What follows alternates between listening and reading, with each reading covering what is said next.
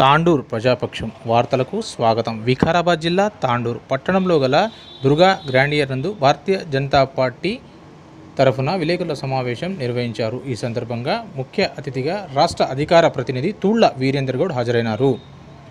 ఈ సందర్భంగా ఆయన మాట్లాడుతూ రాబోయే పార్లమెంటు ఎన్నికలలో భారతీయ జనతా పార్టీ చేవెళ్ల పార్లమెంటు అభ్యర్థి అయిన కొండా విశ్వేశ్వరరెడ్డిని అధిక మెజార్టీతో ప్రజలు గెలిపించగలరని, అలాగే 13 రోజులు నిరంతరంగా కార్యకర్తలు కష్టపడి బీజేపీ గెలుపు కొరకై కృషి చేయగలరని, కాంగ్రెస్ పార్టీ కల్లబొల్లి మాటలు ప్రజలు పట్టించుకోవడం లేదని, ఏ గ్రామానికి ప్రచారానికి వెళ్ళినా ప్రజలు స్వచ్ఛందంగా భారతీయ జనతా పార్టీ నరేంద్ర మోదీకి ఓటు వేసి గెలిపిస్తామని ఘంటాపథంగా తెలియజేస్తున్నారని ఒక ప్రకటనలో తెలియజేశారు. ఈ కార్యక్రమంలో పటాకుల బాలరాజ్, అసెంబ్లీ ఆభారి కృష్ణా ముదిరాజ్, జిల్లా ప్రధాన కార్యదర్శి, రాష్ట్ర కార్యవర్గ సభ్యులు you Ramesh Kumar, assembly convener Rajinikanth, MPP Baleshwar Gupta, Vijay Patel, కౌన్సిలర్లు అంతారం లలిత, బంటారం లావణ్య తదితరులు ఈ కార్యక్రమంలో పాల్గొన్నారు.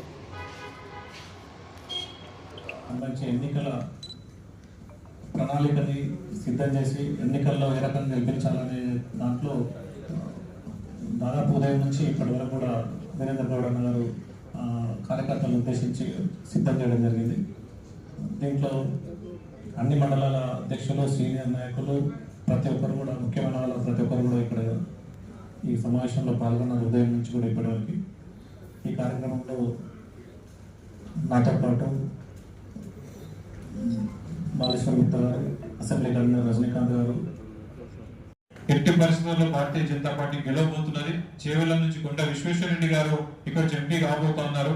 వారు మరి ఢిల్లీలో జూన్ 4 తర్వాత నరేంద్ర మోడీ గారు ప్రధానమంత్రి కావడానికి విశ్వేశ్వరరెడ్డి గారు ఓటు వేయబోతున్నారు అని చెప్పి సందర్భంలో తెలియజేస్తూ, మీరందరూ కూడా మీ ద్వారా తాండూరు ప్రజలందరికీ కూడా, వికారాబాద్ జిల్లా ప్రజలందరికీ కూడా నేను కోరేది ఒకటే, మన దేశ భద్రత కోసం, మన దేశం కోసం, మన ధర్మం కోసం, రాముని గుడి సాధ్యం చేసినటువంటి వ్యక్తి కోసం, ఆర్టికల్ 370 భారతదేశంలో కాశ్మీర్ని కలిపినందుకు రాబోయే కాలంలో యూసీసీని తీసుకొచ్చేటువంటి, యూనిఫామ్ సివిల్ కోడ్ తీసుకొచ్చేటువంటి పార్టీ, అదేవిధంగా ఎన్ఆర్సీ తీసుకొచ్చేటువంటి పార్టీ సిఏ.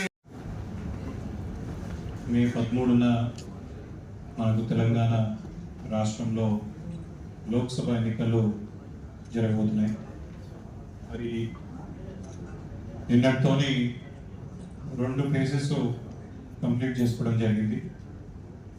మనకు వస్తున్నటువంటి ఎగ్జిట్ పోల్స్ ఇవన్నీ చూస్తూ ఉంటే ఈ 2 ఫేజ్లలో భారతీయ జనతా పార్టీ అభ్యర్థులు పూర్తి స్థాయిలో స్వీప్ చేసేటువంటి పరిస్థితులు మనకు కనిపిస్తూ ఉన్నాయి. అటు కర్ణాటకలో జరిగిన ఫస్ట్ ఫేజ్లో కానివ్వండి, అక్కడ రాజస్థాన్లో జరిగినటువంటి ఫేజ్లలో కానివ్వండి, ఇవన్నిట్లలో స్వీప్ చేస్తున్నటువంటి పరిస్థితి కనిపిస్తూ ఉంది. మరి మే 13 నాడు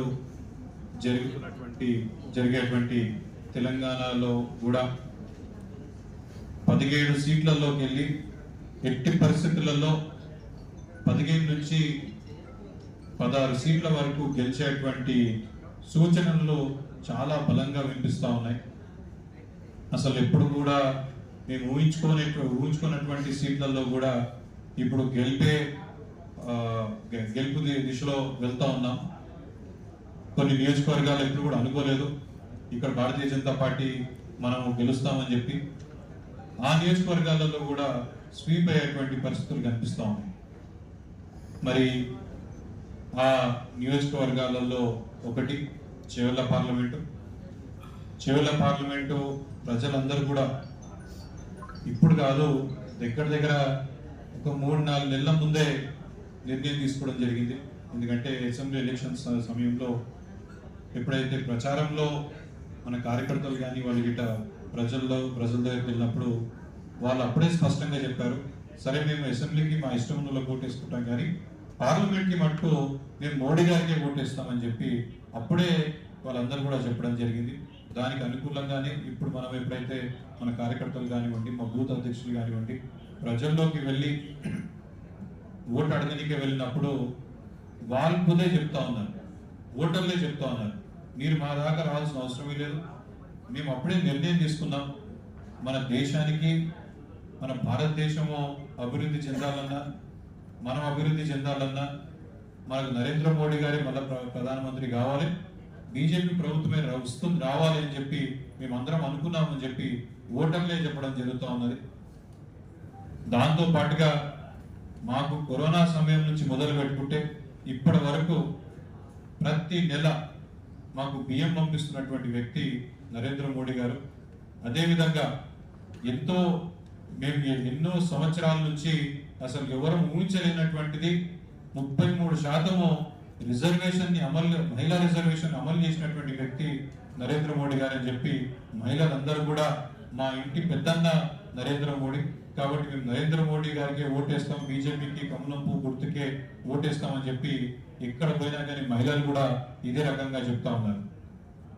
అదే కాకుండా యువత ఎప్పుడు మా భవిష్యత్తు బాగుపడాలంటే ముఖ్యంగా మాకు ఆత్మస్థైర్యం మాకు అవసరం.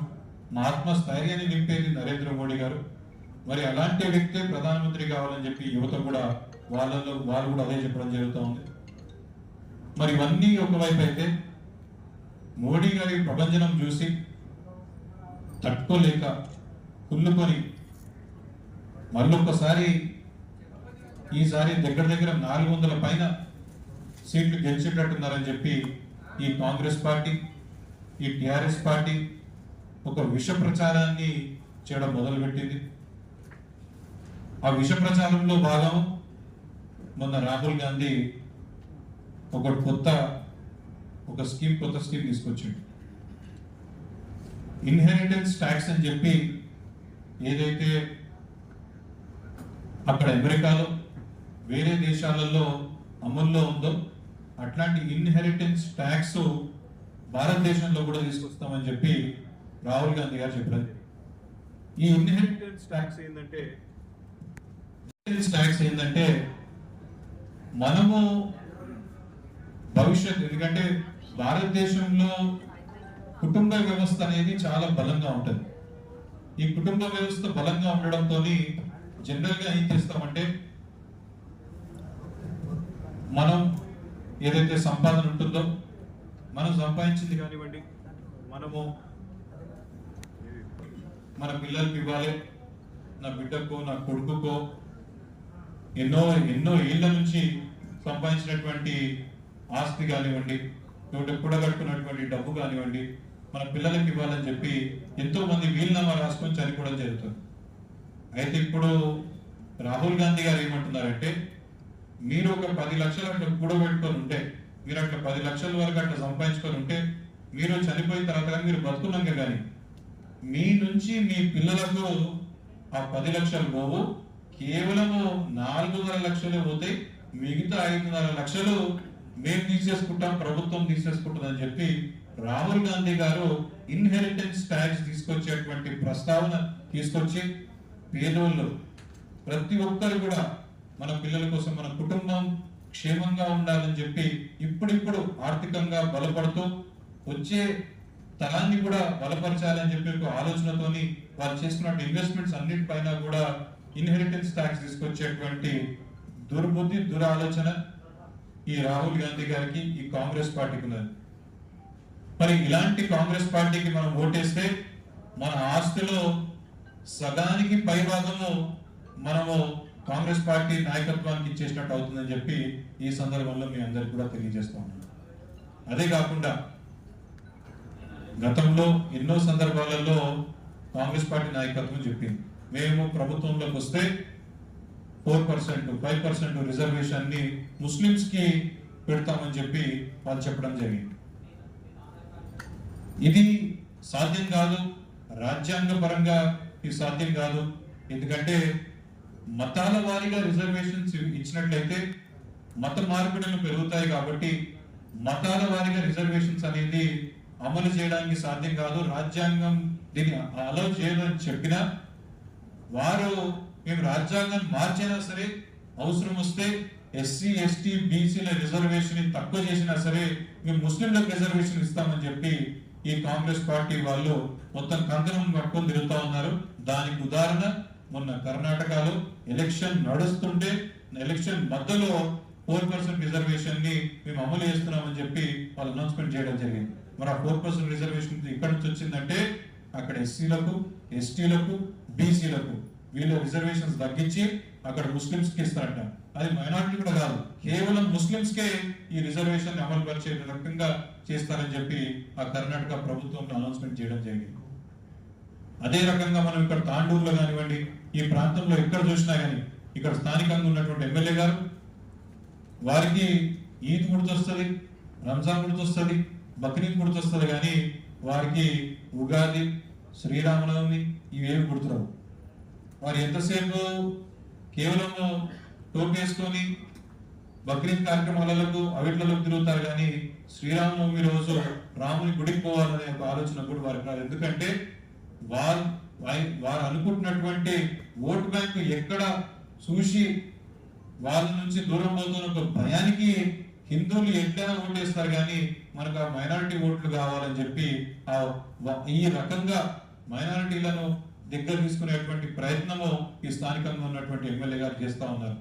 దీన్ని ప్రతి ఒక్కరు గమనిస్తున్నారు, ముఖ్యంగా తాండూరు ప్రజలు గమనిస్తా ఉన్నారు, వాళ్ళందరూ కూడా చూస్తా ఉన్నారు. మన కోసము మన సంస్కృతిని, మన భారతదేశ సంస్కృతిని పెంచే విధంగా, మన గౌరవాన్ని పెంచే విధంగా, అయోధ్యలో రామ మందిరాన్ని సాధ్యమయ్యే విధంగా నరేంద్ర మోడీ గారు ప్రధానమంత్రి అయిన తర్వాతనే అయోధ్య రామ మందిరం సాధ్యం అయ్యింది. మరి మన గౌరవాన్ని పెంచే విధంగా భారతీయ జనతా పార్టీ అట్లా చేస్తా ఉంటే, మన కల్చర్ ని పెంచే విధంగా, మన సాంప్రదాయం పెంచే విధంగా అటు భారతీయ ఇక్కడ ఉన్నటువంటి అభ్యర్థి చేవెళ్ల పార్లమెంట్ అభ్యర్థి రంజిత్ రెడ్డి గారు కూడా ఎంతసేపు కేవలం మతపరమైనటువంటి స్పీచ్ ఇవ్వడం, మతపరమైనటువంటి కార్యక్రమాలు టేకప్ చేస్తున్నారు, కానీ ప్రజలకు ఏం అవసరం, ఇక్కడ ఉన్న స్థానికులకు ఏం అవసరం అనే ఆలోచన లేకుండా ఈ కాంగ్రెస్ పార్టీకి మొదటి నుంచి ఉన్నటువంటి అలవాటు ఏంటంటే మతాల వారీగా, అంటే అది ఇప్పుడు వచ్చినటువంటి ఆలోచన కాదు, స్వాతంత్రం కంటే ముందు నుంచి ఉన్నటువంటి ఆలోచన మతాల వారీగా ఇదంతటిని విభజించేటువంటి ప్రయత్నము ఈ కాంగ్రెస్ పార్టీ వాళ్ళు చేస్తా ఉంటారు. భారతీయ జనతా పార్టీ ఎప్పుడు మతం గురించి ఆలోచించారు, భారతీయ జనతా పార్టీ ఎప్పుడు దేశం అభివృద్ధి గురించి ఆలోచిస్తారు. ఒక రోడ్ వేసినామంటే ఆ రోడ్ మీద పోయేటువంటి ఏ మతముడో ఏ కులముడో అని చెప్పి ఎప్పుడు ఆలోచించారు. ఒక రైల్వే ట్రాక్స్ వేసినామంటే ఆ ట్రైన్ ఎక్కి పోయేటువంటి ఏ మతముడు ఏ కులముడు అని చెప్పి భారతీయ జనతా పార్టీ ఎప్పుడు ఆలోచించారు. కానీ ఈ కాంగ్రెస్ పార్టీ వాళ్ళు ఈ వెల్త్ రీడిస్ట్రిబ్యూషన్ అని చెప్పి ఒక ఆలోచనతోని ఈ మతాల పరంగా